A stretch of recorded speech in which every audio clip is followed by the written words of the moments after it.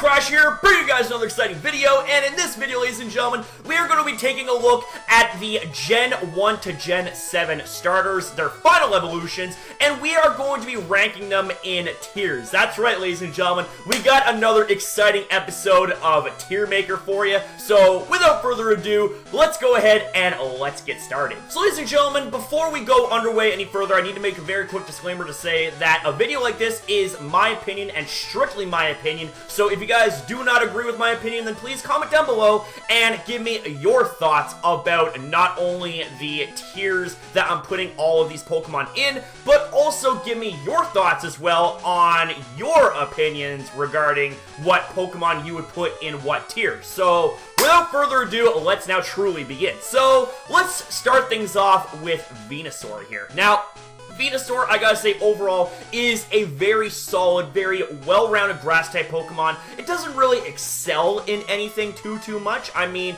it's got about as much offensive prowess as it does defensive, and defensively, given the fact that it's got a grass poison typing, it's actually really nice. You know what I'm saying? And when Gen 5 came about, it ended up getting a hidden ability known as Chlorophyll, which, under the effects of sunlight, doubled its speed. And when you combine that with the move Growth, which also, under the effects of sunlight, boosts the attack and special attack by 2 stages, man, I mean, this Pokemon can become a fearsome Chlorophyll sweeper, you know? It sets up once or twice and you're done, you know what I'm saying? And then when Gen 6 came along, Mega Venusaur became a thing, and I'm just like, wow, man, like, this is just absolutely crazy, right? It became one of the best bulky Pokemon to use on stall teams, on balance teams, things like that. And it also has the ability Thick Fat, which neutralizes 2 of its 4 weaknesses, that being to fire and ice. And let's also take a look at its shiny forms, that being Venusaur and Mega Venusaur. Both look absolutely wonderful, you know? So this right here is going to get a very solid A ranking, you know? Like, this Pokemon right here is, like, it's one of the closest examples to perfection, you know what I'm saying?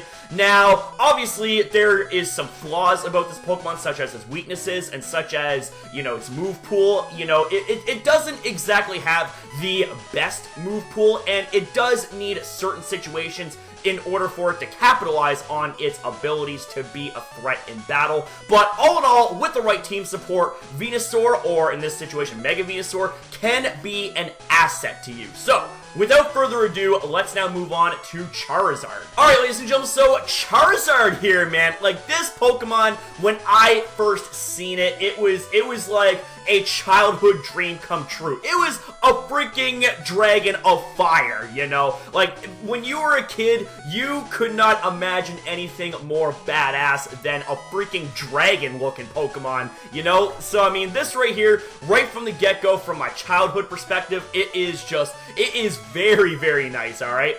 Now, unfortunately, with its typing, grants it a crippling weakness to the likes of rock moves, and also when it comes to stealth rocks, you know, half its health gets stripped. That's when they were introduced in Gen 4, I believe. So Charizard just got knocked way the hell down when it came to usage. And then when Gen 5 came about, it got the hidden ability known as Solar Power, which, under the effects of sunlight, boost the special attack up. At the cost, you lose a little bit of your health. I can't exactly remember what the percentage was, but, you know, it also made a pretty decent Sun Sweeper as well. Now, when Gen 6 came along, oh my god, good night.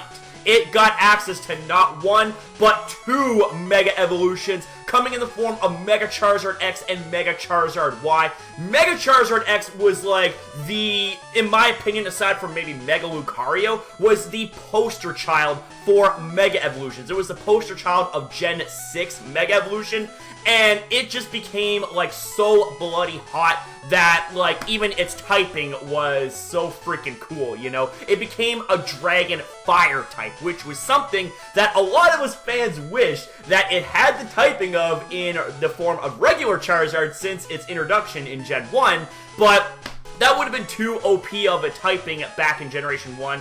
But here's the thing, man, is that we then take a look at what shiny Charizard looks like, just absolutely amazing, and then its shiny Mega forms too. I mean, especially with Mega Charizard Y shiny form, just looks absolutely wonderful, right? So this right here, you know, this Pokemon just screams perfection, not just in terms of looks, not just in terms of, you know, its move pool, because move pool is badass, but also in terms of the fact that it gets 2 very, very nice Mega Evolutions. So this right here, it's going in the S tier, okay?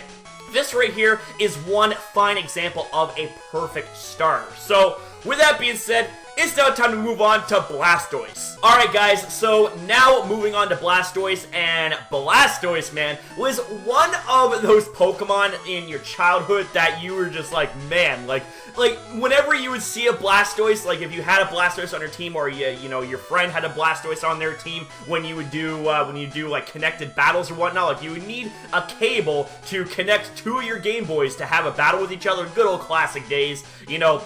People would freak out over the use of Blastoise, and I mean, hell, if you remember, there was a viral video some time ago where this kid for Christmas unwrapped a Blastoise card and flipped his shit. So I'm just like, yeah, you know, this Pokemon right here, not to mention also, it's got freaking back cannons. I mean, it doesn't get much cooler than that. And then when Generation 5 came about, it got the ability known as Rain Dish, which allowed for it to fit that much nicer on Rain teams, because whenever Rain was active, Rain Dish would activate, and it would be like a second version of Leftovers, you know? And then when Gen 6 came along, bam, wham, it got Mega Blastoise. It was like, oh my god, it was so crazy, man. Now, this right here, okay, like, its shiny form,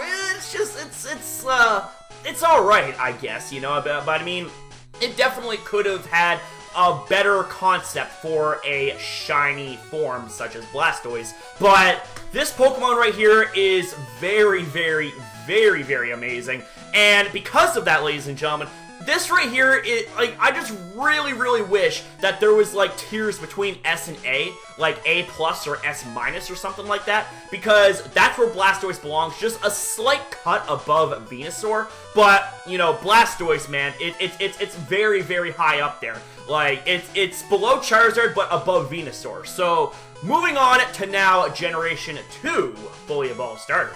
Alright, so first off, we have Meganium, and Meganium, you know, I love its design, but it's so underwhelming as a grass starter, you know? It's, without a doubt, in my opinion, the worst of the worst when it comes to grass starters, and it definitely doesn't do much favors for it, given the fact that it's only a grass typing. It doesn't have a dual typing to it, so it does have quite a few noticeable weaknesses. It's also a very passive Pokemon. Now, its move pool is rather decent, you know, especially in the supportive aspect. But the thing is, right, is that, you know, it doesn't really have that much going for it. And it doesn't even have access to Mega Evolution, you know. Its shiny form is cool, as you can see on the screen, you know. Shiny golden sauropod with the flower collar, you know, I think that's pretty cool. But, you know, other than that, it's just like, oh, man, like, it's just not good. It's just really, really not good. So, unfortunately, I gotta put it in the D tier. I'm sorry, guys, but it's just, you had better choices when it comes to choosing starters and when it comes to choosing competitive grass Pokemon, right? Meganium just doesn't fit the bill for either, in my opinion. So now we move on to Typhlosion here. Now, Typhlosion is pretty cool. I love the fact that it's like, you know, there's this big-ass angry badger with a big flaming collar and all that stuff. It looks pretty cool, you know? I'm not gonna lie, it looks pretty cool. Got some decent stats in terms of offense and all that stuff, and it got a pretty cool move pool as well. But the thing is that it kind of has the Meganium syndrome, you know? It doesn't really have too much going for it.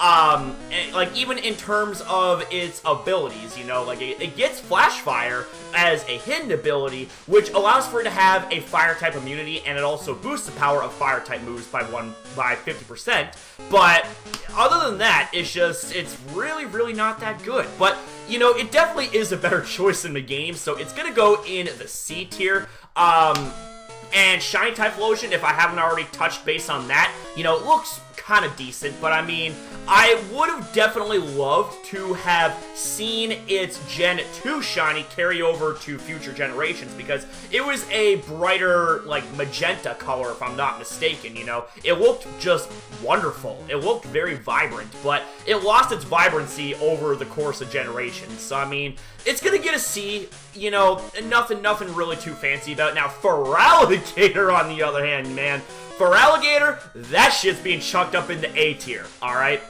Like, Feraligatr shiny form looks absolutely amazing. The fact that this Pokemon has access to an incredible offensive move pool is just also great. Its stats, its typing, just everything about it screams perfection. Okay, well, close to perfection. Otherwise, if it was perfection, it'd be in the S tier. Actually, you know what? Screw it. We're actually putting it in the S tier. Like, what the hell was I thinking, man? Putting it in the A tier and all that shit. Man, get out of here. No. See, here's the thing, is that Feraligatr in the S tier, it's amazing, right?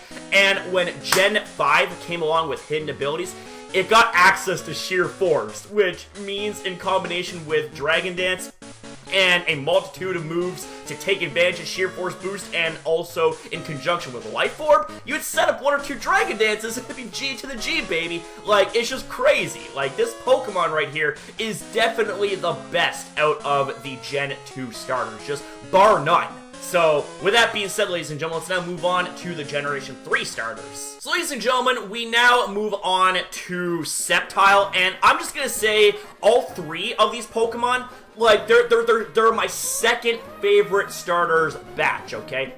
And this is coming from someone who says that Gen 3 is his favorite generation. That being me, because Gen 3 is my favorite, man. Like, there's so much depth to it, but I just gotta say, each of these starters has an amazing look, and they all serve their own purpose, right? I mean, Sceptile gets a very, very strong A, because not only does it look cool, but it's also got a really good move pool as well. It can function either as a setup sweeper on the physical side, it can be a sweeper on the special side, it's got access to Mega Evolution as well. I mean, get out of here, man. Like, that Pokemon is just absolutely great, you know? Like, shiny Sceptile, shiny regular, like, shiny Mega Sceptile is just absolutely amazing. The both of them just look absolutely incredible. Not to mention, Mega Sceptile has a freaking Christmas tree for a tail, man. Like, it doesn't get much cooler than that.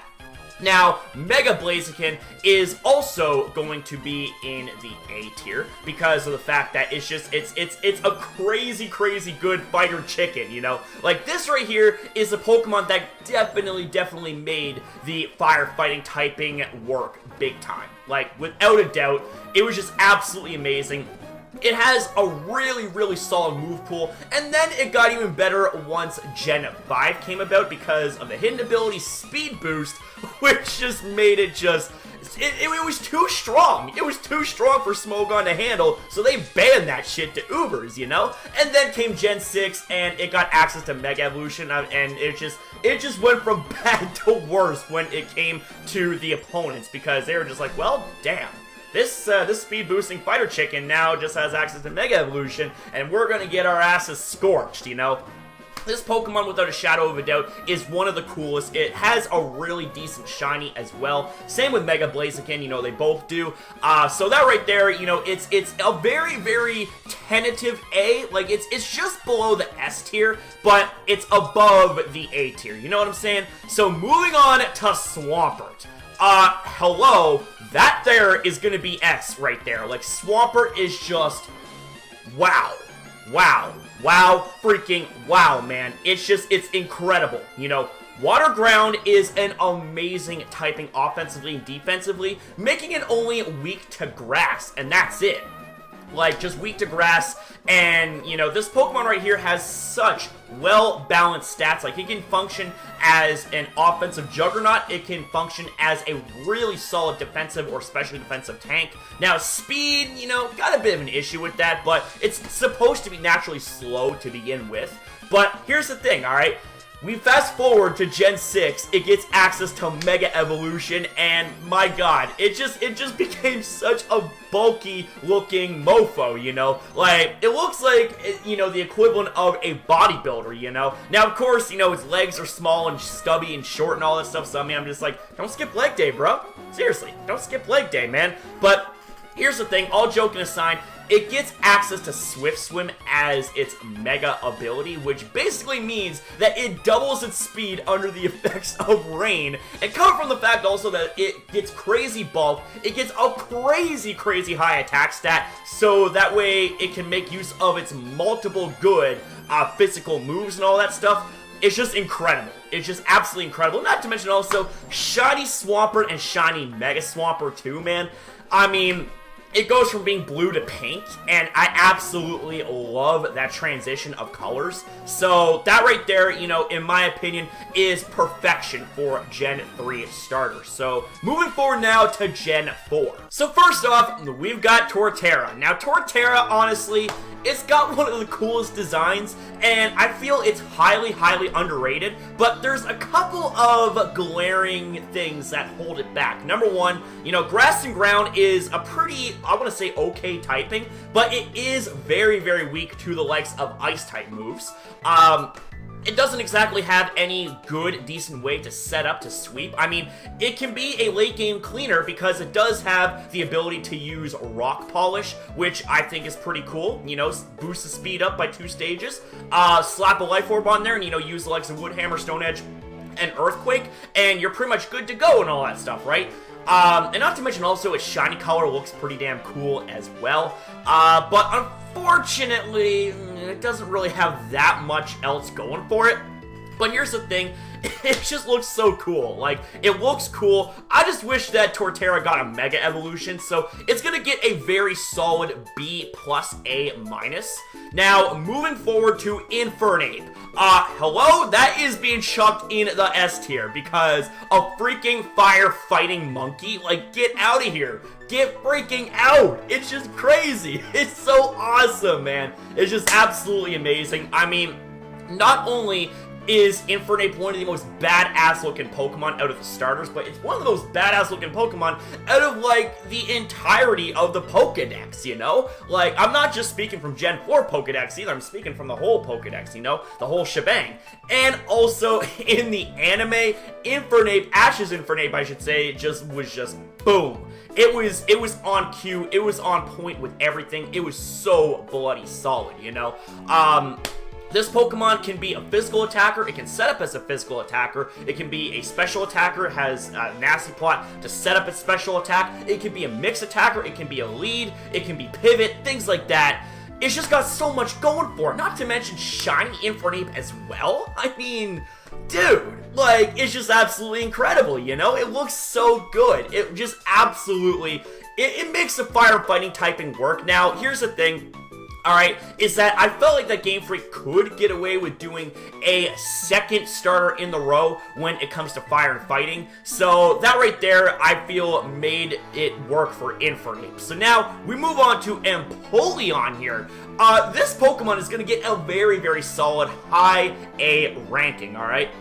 This Pokemon right here has the Water and Steel typing, which I believe is still the only Pokemon that has access to that typing, which is just absolutely crazy. Like, this Pokemon right here, defensively, it is absolutely awesome, you know? I love its stats, I love its design, shiny Empoleon as well looks absolutely cool too. And this Pokemon has a lot of supportive features behind it, you know? It can set up Stealth Rocks, it can roar, it also has access to Scald and Knockoff, so it can be a nuisance to other setup sweepers and other, you know, being a good check when it comes to facing off against utility Pokemon, because utility Pokemon generally don't like to take a knockoff and all that stuff. But yeah, this Pokemon as well gets access to Defog, which is really cool. And here's the thing also, is that it gets access to Defiant in Gen 5 as a hidden ability, which actually gives it the potential to be a physical sweeper, because Defiant, if I'm not mistaken, ups your attack by 2 stages whenever you have one of your stats dropped. So you combine that with Swords Dance, you can run a max HP and max attack, and have it run the likes of Swords Dance, Waterfall, Earthquake, and Aqua Jet for priority, and if its attack gets further boosted by the likes of Defiant, I mean, good night, Irene. It's just, yeah, that's it. GG, you know? But all in all, I gotta say, you know, the Gen 4 starters are pretty solid. Infernape definitely is just, it's the best of the best in more ways than one. There's really just nothing else to say about it. So let's move forward now to Gen 5. Now, I'm just gonna say outright, Gen 5, in my opinion, had the worst starters. And here's the thing, this is coming from a guy who adores Gen 5. Gen 5 is my second favorite generation, with Gen 3 being my first, you know? But with Superior, you know, like, if it wasn't for its hidden ability known as Contrary, which makes it so that it can actually spam Leaf Storm, because Leaf Storm normally knocks off 2 stages from its special attack, but instead, when it comes to Contrary, it boosts a special attack by 2 stages. So this right here is probably the most useful out of the 3 starters, but the thing is that, you know, its move pool kind of falls flat, its stats are kind of just and its design is just like, okay, it's a snake, you know? Snakes are cool, but I mean, I would much prefer the likes of Arbok and Seviper if I'm going to be using, you know, snakes on a team and all that stuff.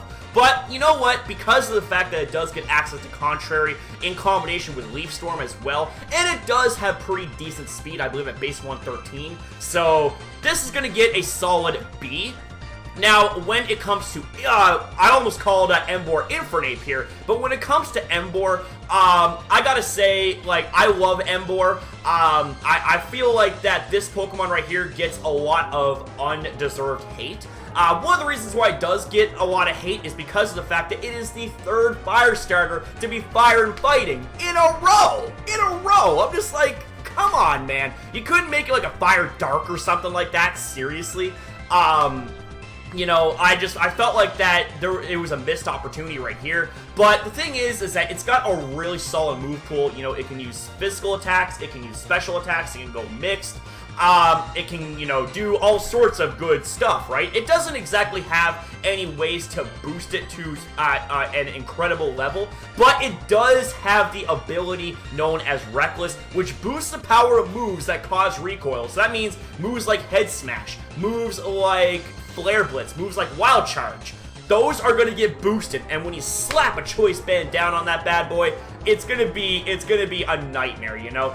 So, with that being said, it also is going to go in the B tier. It's going to be like a high B, low A, so it's like in between. So, moving forward to Samurott. Oh my god. Why? Why does a Pokemon with such a cool design get so forsaken, essentially? Like, it's got nothing going for it. It's got nothing going for it, you know? Like, you know, granted, it does have really okay offenses. Like, you know, base 108 special attack, 100 attack, you know, has access to Sword Stance, so it can be a pretty decent, I guess, physical attacker, but, you know, other than that, it falls flat. I'm sorry, it falls flat. It really, really does. And this is coming from someone that really does like Samurott in terms of its design, but, like, the only way, honestly, for it to be saved was if it got access to Mega Evolution, and it got, like, some sort of, like, crazy turnaround in terms of just pretty much everything about it, you know? So, it's gonna go in the C tier. Now, before we move on to Gen 6, I do need to make a mention of their shiny forms. You take a look on the screen. They're not exactly the best but the thing is, though, Emboar is an exception. Shiny Emboar looks absolutely amazing, you know? But as for the likes of Shiny Superior and Shiny Samurott especially, I'm just like, kind of falls flat in my opinion, but, you know, that's just me. So overall, as you can see, we have a pretty mediocre ranking when it comes to these 3 Pokemon. But with that being said, though, let's move forward now to Gen 6. So Gen 6 was like a huge upgrade from Gen 5 when it came to the starter designs. Starting off with Chestnut, I mean, that is going to be a solid A right there, okay? I mean, this Pokemon with the Grass and Fighting type, you might think, alright, well, wait a second now. Grass and Fighting may not be that good defensively, but when you take a look at all of the things about Chestnut, you know, it can make Grass and Fighting work defensively. I'm just going to say that right now. Because, number one, it gets access to a crazy amount of defense, you know? Number two, it gets access to Bulletproof, which makes it immune to several amazing moves. We're talking the likes of Gyro Ball, Sludge Bomb, you know, the list goes on. Like, it's just ridiculous, you know? And Sludge Bomb is a very, very common move, which basically means that when you're facing off against Chestnut, unless you have access to Sludge Wave, you're not going to break through this thing with poison moves. I'm just going to say that much. Well, unless you're, you know, somehow running Poison Jab or something like that. But the thing is also is that this Pokemon has access to the likes of Leech Seed, Synthesis, and the thing is also Spiky Shield is a thing too, which is a buffed up version of Protect, because should your opponent make contact with you in the turn that you use Spiky Shield, it's gonna cause recoil damage, right? So that right there is really solid in conjunction with the likes of Leech Seed, because you're going to be doing some major chipping away, right? And it's got access to the likes of Drain Punch as well, which it's amazing, right? Now, of course, you know, defensively isn't the only way that you can use Chestnut. You can use it offensively too, as it does get access to that Belly Drum, baby. So if you run Belly Drum, you run Salad Berry, you can go substitute Belly Drum and run something like Wood Hammer and Drain Punch for the likes of Stab. You can run something like Shadow Claw and Drain Punch if you want unresisted coverage. You know, there's a lot that this Pokemon can do. So this right here is going to be in the A tier. Not to mention, you know, back in X and Y, it was one of my favorite Pokemon to use defensively. It just absolutely did not let me down. So coming up next, we have Delphox. Yeah, not really much can be said about this Pokemon, to be honest with you. I really don't like it. I really think that, you know, Game Freak could have went about this a lot better. Fire and Psychic, you know, don't get me wrong, that's actually a pretty neato typing. It's really unique to Delphox. Definitely breaks away from the mold of the Fire and Fighting trend that was going on over the last 3 generations up into Gen 6. But yeah, this Pokemon doesn't really excel in anything. It does get access to Trick, or not Trick, I believe it's Switcheroo, which makes it a really decent candidate for a Choice Scarf set. You run 3 attacks and you run Switcheroo, and when you're facing off against a wall, you trick your Scarf into that Pokemon so they're locked and they can't do shit.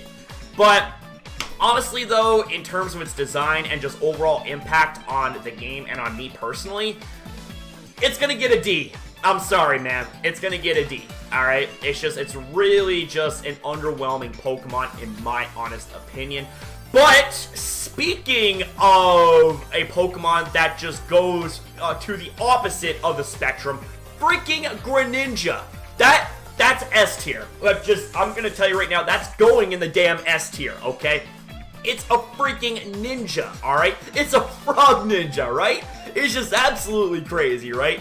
Now, here's the thing, alright? Water and Dark is a really good offensive typing, but it doesn't have the defenses to make use of that typing as well, because I like to think that Water and Dark, you know, a pretty okay defensive typing, but here's the thing, it's got so many moves to make use of, physically and specially, right? Not to mention, it has access to the likes of Spikes, Toxic Spikes, Taunt, so it's good as a lead, and as a stall breaker as well.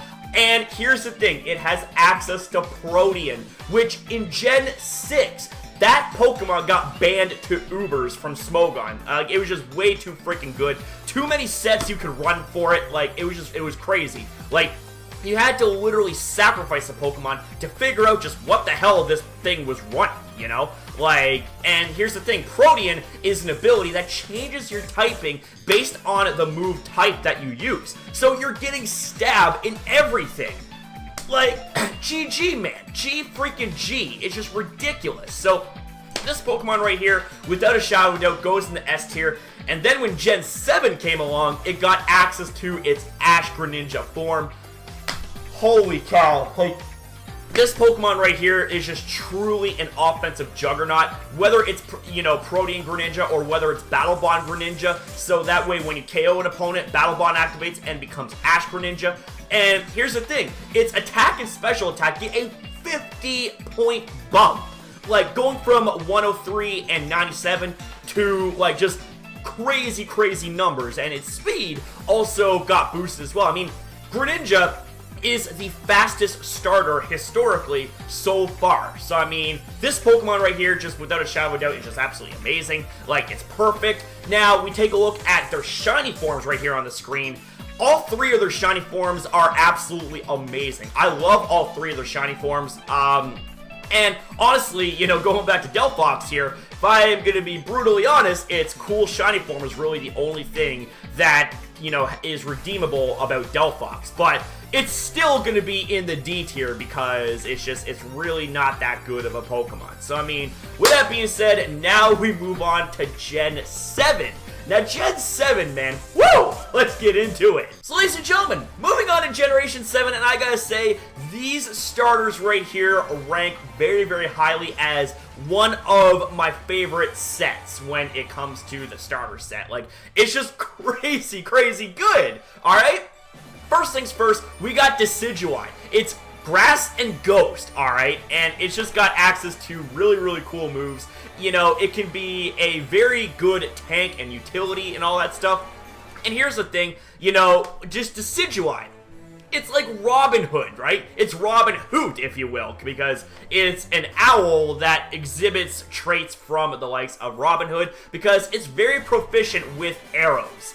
And it's just absolutely awesome. Like, I really don't know how else I can elaborate on that. And to be perfectly honest with you, like, I'd be perfectly honest if I would chuck all three of these Pokemon in the S tier. But the thing is, right, is that there are still a couple of noticeable flaws when it comes to the likes of Decidueye, such as the fact that it doesn't exactly have the best speed going for it. And the thing is also is that it does have a crippling weakness to Dark-type moves, so that means moves like Pursuit and Knockoff are just going to absolutely kill it. But the thing is that this is going to be a very high A ranking. Like seriously, like, it's so freaking close to S that I could get away with putting it in the S tier, but, you know, it's going to be in the A tier, okay? Just, like, it's A+++, alright? Like, it's that close. It's that freaking close. But moving on to Incineroar, baby! Okay, that is no questions, no arguing, no bitching. That thing is S tier material. Number one, Fire and Dark, hello? That's just absolutely awesome. Now, I definitely feel like that Game Freak could have gotten away with the Fire and Fighting type because it is a wrestling tiger, man. But I do understand where the Fire and Dark comes into play, especially Dark, because it is a heel, it's a bad guy in wrestling, so when it comes to that sort of terminology, you know, generally speaking, they have like a dark personality, so that's, I think, where the dark typing comes from. And here's the thing, alright, is that it gets access to so many moves. Supportive, offensively, defensively, it's ridiculously good, right? Now, this right here is also a Pokemon that, in my opinion, is one of the best designs I have ever seen. Like, it rivals all of these Pokemon in the S tier. I'm just going to tell you that right now, you know?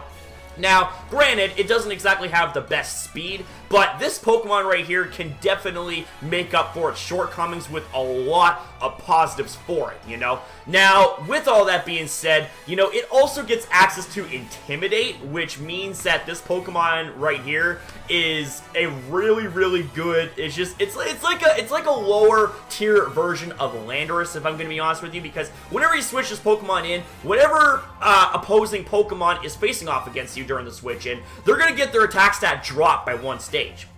And when you factor in the fact that this Pokemon can run defensive sets, Intimidate is going to boost its bulk up big time, right? And here's the thing, as a bonus, apparently to some people, to a certain brother as well, I remind them of Incineroar, right? So, you know, this right here is a personal fit for me, you know? It's a personal S tier, right? And not to mention as well, like I said, with offenses and, you know, competitive speaking, it's really good. It's really freaking good, especially in doubles, too. You can't go wrong with using an Incineroar in freaking doubles, man. So, last but not least, guys, we've got Primarina. Now, Primarina is going to be in the A++ tier, alongside with the likes of Decidueye. Now, the thing is, right, is that Water and Fairy is a very, very solid typing.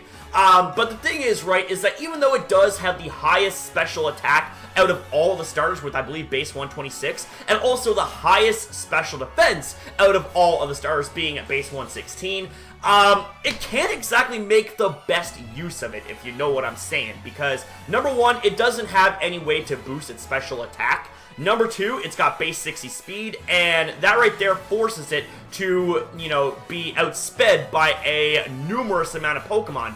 Even if you were to run a Timid Nature with max speed investment and a Choice Scarf, you're still going to get outsped by a majority of Pokemon, right? But the thing is that its move pool as well, kind of decent. I mean, it can run the likes of Hydro Pump, Moonblast, Scald, Ice Beam, Psychic, Hidden Power, Fire, but that's really about it, honestly, you know? Like, if we're going to be talking seriously competitive here, those are really the only offensive moves that it can get away with running, right?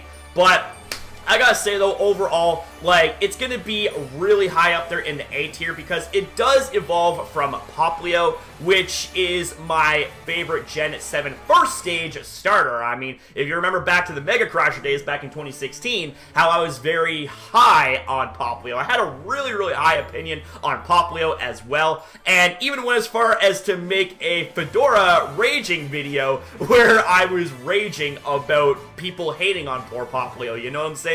So, that right there is just honestly, it's the best, you know? I gotta say, when it comes to Generation 7, they did it just about right, you know? They did it just about right. And honestly, I'm gonna say this, alright? Generation 7, when it comes to starters, those are my favorite, alright? Now, here's the thing, is that Generation 7 itself was kind of just in the middle, you know? I felt like that it was exciting at first, but then, like, when there wasn't that much of a post-game and all that stuff, I wasn't exactly too thrilled about that, you know? But I do have to say, in terms of the starters by itself, Gen 7's my favorite. Like, without a doubt, Gen 7's my favorite. I mean, hell, like, Incineroar is iconic for me. Like, it's an icon, alright? Like, it's one of, it's a freaking logo on our channel icon, you know what I'm saying? So, I mean, this just is, it's perfect. But before we wrap things up, I do have to showcase the fact that they all have amazing shinies. Take a look, man. Shiny Decidueye, shiny Incineroar, shiny Primarina. All three of them, man, look absolutely wonderful, you know? And not to mention also their hidden abilities as well. I know I touched on Incineroar real quick with Intimidate, but I gotta say, you know, Long Reach Decidueye is pretty unique in and of itself, which basically allows for it to not make contact with opposing Pokemon, even if the moves are supposedly contact moves. It's not going to make contact, which means moves like Spiky Shield, moves like, or I should say, abilities like Iron Barbs and Rough Skin, and, you know, Rocky Helmet as an item. It's not going to suffer recoil in terms of that, you know? But with that, you know, we move on to Incineroar with Intimidate. As I said earlier, just makes this Pokemon a low-tier version of Landorus, which is just even better. And Primarina with Liquid Voice, which allows for it to turn normal-type moves into water-type moves if they are sound-based. But unfortunately, they don't get a boost in power. All it gets is stab, really. But I'm not talking about stab per se being a boost. I'm talking about an additional boost, like one of the 8 abilities. You know what I'm saying?